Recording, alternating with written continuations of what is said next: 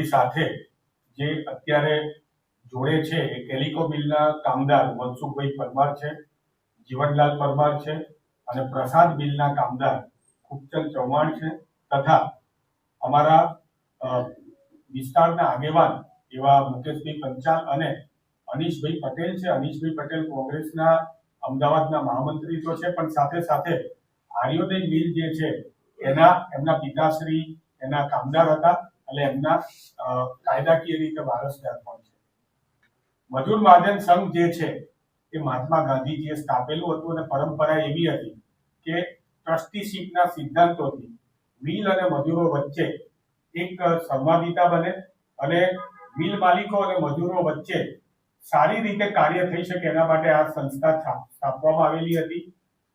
પરંતુ આ ઉદ્દેશ્ય જે છે એ ઉદ્દેશ્ય અત્યારે લુપ્ત થતો એવું લાગી રહ્યું છે. જેમ ભૂતકાળમાં તમે જોયું કોચરબ આશ્રમની અંદર લગ્ન પણ ભાડે અપાવવા માંડ્યા, એમ ગાંધીવાદી સંસ્થાઓ જે છે એના ઉપર હવે એવા લોકોનો હાથ આવી ગયો છે કે જે હાથ જે છે કે એવા લોકોએ અત્યારે એની કમાન હાથમાં લઈ લીધેલી છે કે જેને ગાંધીજી જોડે કોઈ લેવા દેવા ના હોય.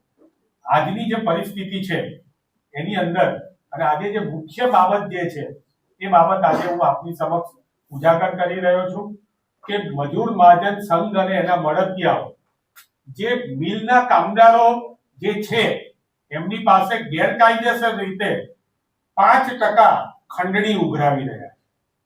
હું આ બહુ જવાબદારીપૂર્વક કહું છું. ગેરકાયદેસર રીતે 5% ખંડણી ઉઘરાવી રહ્યા છે. ભૂતકાળની અંદર પ્રસાદ મિલનો હાઈકોર્ટ દ્વારા આદેશ આપવામાં આવેલો હતો અને એ વખતે પણ મિલના કામદારોને પોતાની ફાઇલ બનાવીને લિક્વિડેટર આગળ રજૂ કરવી હોય તો એમને જે મહેનતના લોહીની કમાણીના પૈસા છે એના 5% પહેલા ત્યાં જમા કરાવવા પડે અને એ 5% જમા કરાવ્યા પછી એમની ફાઇલ લિક્વિડેટર આગળ મજૂર મહાજન સંઘના આ કહેવાતા અધિકારીઓ જે છે એ સહી સિક્કા મારીને આગળ મોકલે. તાજેતરમાં નામદાર હાઈકોર્ટે ડિસેમ્બર 2025માં આર્યોદય સ્પિનિંગ મિલ જે છે એનો ચુકાદો આપ્યો અને એના કામદારો જે છે એમને વળતર ચૂકવવા માટે કરવામાં આવેલું છે. આજે પણ મજૂર મહાજન સંઘની ઓફિસમાં બેનર લાગેલું છે, ત્યાં બોર્ડ લાગેલું છે કે જે કંઈ પણ કામદારો જે છે એમને સ્વૈચ્છિક રીતે 5% આપવા પડશે. સ્વૈચ્છિક અને પાછા 5%. અને જે કામદારો 5% નથી આપતા એમની ફાઇલ પણ અહીંયા આગળ વધારવામાં નથી આવતી. મારી સાથે કામદારો છે, એમની સાથે એક એમની લવાજમ ભર્યાની રસીદો પણ છે. તમે જોઈ શકો છો કે 40 વર્ષ પહેલા 8 રૂપિયાનું લવાજમ ભરતા હતા. હવે જ્યારે લવાજમ ભરેલું હોય, તમે આ રસીદો છે આ તમે જોઈ શકો છો. આટલા જૂની રસીદો 40-50 વર્ષ જૂની રસીદ છે કે જેમાં એ લોકોએ પોતે લવાજમ ભરેલું છે. એ વખતે એમની જોડે લવાજમ ઉઘરાવવામાં આવેલું છે.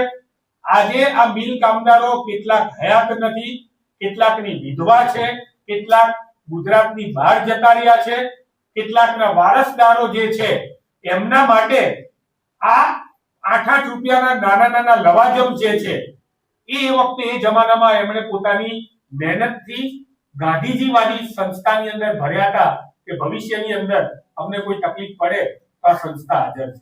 આજે જેટલા પણ કારીગરો ને પોતાના હાઈકોર્ટમાંથી પૈસા લેવા હોય, રૂપિયા લેવા હોય તો કારીગરો મજૂર મહાજન પાસે જાય છે ત્યારે 5% એમની જોડે એડવાન્સ માંગવામાં આવે છે કે ભાઈ તમારે 5 લાખ લેવાના નીકળે છે તો પહેલા 25,000 ભરો અને પછી તમારી ફાઇલ લિક્વિડેટર આગળ રજૂ કરવામાં આવશે. મારી જોડે હાઈકોર્ટનો ચુકાદો છે. હાઈકોર્ટના ચુકાદાની અંદર સ્પષ્ટ લખવામાં આવેલું છે કે મજૂર મહાજન સંઘ છે એમણે આને મદદ કરવાની છે. કોઈ જગ્યાએ આવી રીતે ગેરકાયદેસર હાઈકોર્ટે પણ પૈસા રોજ અમદાવાદ ગુજરાત પ્રદેશ કોંગ્રેસ કાર્યાલય ખાતે કોંગ્રેસના પ્રવક્તા હેમાંગી રાવલ દ્વારા એક નિવેદન બહાર પાડવામાં આવ્યું હતું, જેમાં મજૂર મહાજન દ્વારા કેટલા અન્યાય થતા હતા. જે ગરીબ મજૂરો હતા જેમની જીવનભરની કમાણી 5% લેખે કે એક જાતે એમનો ખુલ્લો આરોપ છે ખંડિત રૂપે વસૂલ કરવામાં આવે છે. આપણે સ્થાનિક અનિશભાઈ પટેલ ઉપસ્થિત છે. અનિશભાઈ, આખી પરિસ્થિતિ શું છે અને આ મેટર આપ શું કહેશો? ભૂતકાળની અંદર પ્રસાદ મિલમાં આવી રીતના 5% લેખે આશરે 1.25 કરોડ રૂપિયા ઉઘરાવવામાં આવેલા હતા. મારા દ્વારા નામદાર હાઈકોર્ટને સુજ્ઞાન લેવા માટે પણ અરજી કરવામાં આવી છે, કારંજ પોલીસ સ્ટેશનમાં પણ કરવામાં આવી છે. ભવિષ્યમાં અમને એવી આશંકા છે, આશંકા નહીં 100% છે શંકા, કારણ કે મજૂર મહાજન સંઘની બહાર બોર્ડ મારેલું છે કે સ્વૈચ્છિક 5% ફાળો ઉઘરાવો.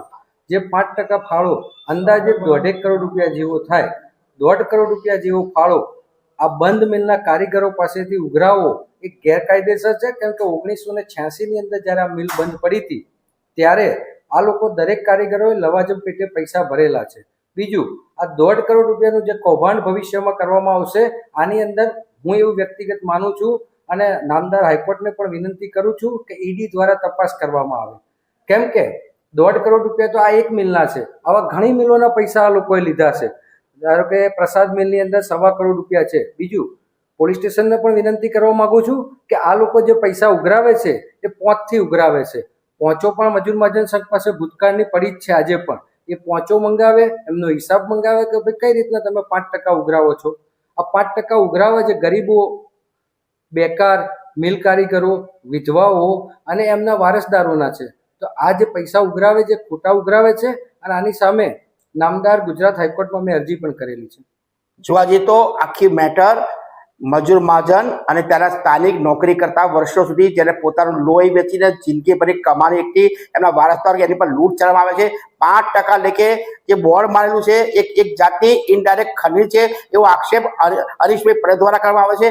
આગળની પરિસ્થિતિ કેવી હશે, કેવા પ્રકારના પગલાં કોંગ્રેસ દ્વારા લેવામાં આવશે, કે સરકાર કેવું પગલું લેશે એ જોવાનું રહ્યું. હરીશ રાણી સાથે વૈશાખ રાણા, પ્રાચી ન્યૂઝ, અમદાવાદ.